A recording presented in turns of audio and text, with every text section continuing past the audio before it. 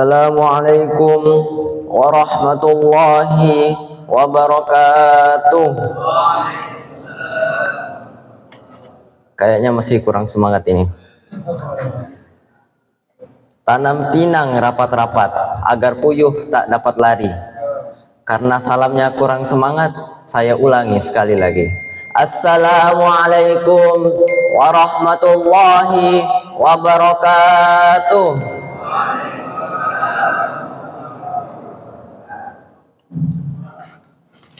Alhamdulillahi rabbil alamin. Assalatu wassalamu ala sayyidina Muhammadin sallallahu alaihi wasallam wa ala alihi wa sahbihi ajma'in, amma ba'du. Qala Allah ta'ala fil Qur'anil Karim, a'udzu billahi minasy syaithanir rajim. Bismillahirrahmanirrahim. Ya ayyuhalladzina amanu taqullaha haqqa tuqatih wa la tamutunna illa wa antum muslimun. Wahai orang-orang yang beriman, bertakwalah engkau kepada Allah dengan sebenar-benar takwa.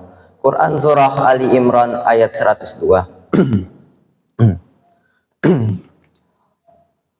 Pada kesempatan yang baik ini, izinkan saya kepada para jamaah, khususnya kepada diri saya sendiri, marilah kita terus berusaha meningkatkan iman dan takwa kita kepada Allah Subhanahu wa Ta'ala dengan menjalankan segala perintahnya dan menjauhi segala larangannya. Marilah kita bersama-sama meningkatkan amal saleh yang diridhai Allah dan kita tinggalkan hal yang menyebabkan kemurkaannya. Dengan begitu, mudah-mudahan kita dapat menjadi hamba Allah yang bertakwa, bahagia di dunia dan juga di akhirat kelak. Amin amin ya rabbal alamin. Dalam sebuah hadis yang diriwayatkan oleh Imam Ahmad dan Tirmidzi, bahwa kedengkian dan kebencian merupakan penyakit yang sangat berbahaya yang menjangkiti umat-umat di masa lalu.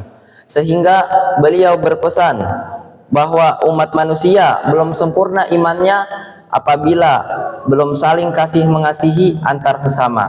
Seperti juga diceritakan oleh sebagian ulama terdahulu bahwa hasad merupakan dosa pertama di langit dan juga dosa pertama di bumi, yakni kedengkian yang dilakukan oleh salah satu putra Nabi Adam alaihi salam kepada saudaranya, yang berakibat lahirnya peristiwa pembunuhan pertama kali di dunia. Karena wataknya yang jahat itulah, maka Nabi Muhammad sallallahu alaihi wasallam melarang umatnya berlaku hasud dan dengki. Sebagaimana sabda Nabi sallallahu alaihi wasallam yang diriwayatkan oleh Imam Bukhari. An Ansi bin Malik radhiyallahu anhu anna Rasulullah sallallahu alaihi wasallam qala: La tabaghadu wa la tahasadu wa la tadabaru wa kunu ibadallahi ikhwanan wa la yahillu limuslimin ayyahjura akhahu fawqa thalathati ayyam. Dari Anas bin Malik radhiyallahu an bahwa Rasulullah sallallahu alaihi wasallam pernah bersabda, janganlah kamu benci membenci, saling hasud, saling belakang membelakangi. Jadilah kamu sesama hamba-hamba Allah yang bersaudara. Tidak halal bagi seorang muslim memboikot saudaranya melebihi 3 hari. Hadis riwayat Bukhari. Dan sabda Nabi sallallahu alaihi wasallam, an Abi Hurairah radhiyallahu anhu anin Nabi sallallahu alaihi wasallam qala: Iyyakum wal hasada fa innal hasada ya'kulul hasanati kama ta'kulun narul haqaba. Dari Abu Hurairah radhiyallahu an, dari Nabi sallallahu alaihi wasallam, beliau pernah bersabda, jauhilah olehmu sifat dengki, karena dengki itu memakan kebajikan-kebajikan sebagaimana cepatnya api memakan kayu bakar. Hadis riwayat Abu Daud. Hadirin jamaah Masjid An-Nasr yang dirahmati Allah Subhanahu wa taala, hasad sangat berbahaya dan berdampak buruk bagi pelakunya sendiri. Bahkan dapat merusak tatanan kehidupan beragama di tengah masyarakat karena dampaknya yang sangat jauh kemana-mana. Karena itulah, marilah kita senantiasa mewaspadai diri kita masing-masing, jangan sampai kita terjebak oleh nafsu yang suka meniupkan kedengkian. Dan jangan sampai pula kita termakan oleh hasutan orang lain untuk melakukan tindakan-tindakan yang dimurkai Allah Subhanahu wa Ta'ala. Beberapa hal yang menjadi pemicu timbulnya hasad dan dengki itu diantaranya adalah adanya penyakit hati yang merasa berat atau sesak dada ketika ada orang yang melebihi dirinya, baik dalam harta, kekayaan, jabatan maupun istri. Yang kedua, merasa tidak suka atau benci terhadap orang lain yang mendapatkan anugerah dari Allah atau mendapatkan kehormatan di tengah masyarakat, sehingga dirinya sendiri tidak mempunyai kemampuan untuk menyamainya. Bahkan dia berharap agar kenikmatan dan anugerah yang diperoleh orang itu segera hilang dan lenyap. Ketiga, adanya perasaan senang terhadap orang lain yang tertimpa musibah, terfitnah, atau kehilangan kenikmatan yang baik berupa harta maupun pangkat dan kedudukan. Allah Subhanahu wa taala berfirman, A'udzu billahi minasyaitonir rajim. Wala tatamannaw ma faddalallahu bihi ba'dukum 'ala ba'd. Lirrijali nasibum mimma iktasabu, walin-nisa'i nasibum mimma iktasabna. Was'alullaha min fadlihi innallaha kana bikulli syai'in 'alima. Dan janganlah kamu iri hati terhadap apa yang dikaruniakan Allah kepada sebagian kamu lebih banyak dari sebagian yang lain. Karena bagi seorang laki-laki ada bagian dari apa yang mereka usahakan, dan bagi wanita pun ada bagian dari apa yang mereka usahakan. Dan mohonlah kepada Allah sebagian dari karunia-Nya, sesungguhnya Allah Maha mengetahui segala sesuatu. Quran surah An-Nisa ayat 32.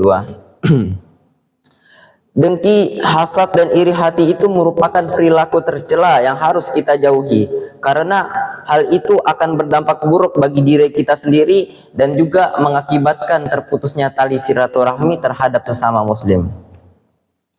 Hadirin jamaah Masjid An-Nasr yang dirahmati Allah Subhanahu wa taala, sebagai muslim jangan sampai kita membuka potensi-potensi kedengkian di tengah masyarakat dengan unjuk kekuatan, kekayaan maupun gaya hidup.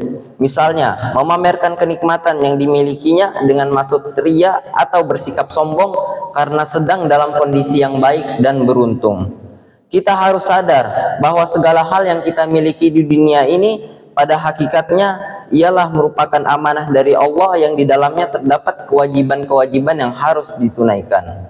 Dan sebagai muslim, hendaklah kita dapat menciptakan suasana saling mengasihi, tolong-menolong, bantu-membantu, dan hormat-menghormati. Bila dalam kehidupan masyarakat kita bisa saling menjaga, saling mengasihi, saling tolong-menolong, dan menghormati, insya Allah kita akan dapat merasakan kehidupan yang damai, tentram di bawah naungan ridha Allah Subhanahu wa taala. Ketika salah satu dari hal-hal yang menyebabkan timbulnya kedengkian dan hasad tersebut ada pada diri kita, maka marilah kita segera mengatasinya sebelum menyebar menjadi perbuatan-perbuatan yang merusak. Sementara cara mengatasinya adalah kembali kepada ajaran Allah, diantaranya menyadari bahwa segala hal yang terjadi di dunia ini semuanya adalah atas kehendak Allah yang Maha Kuasa.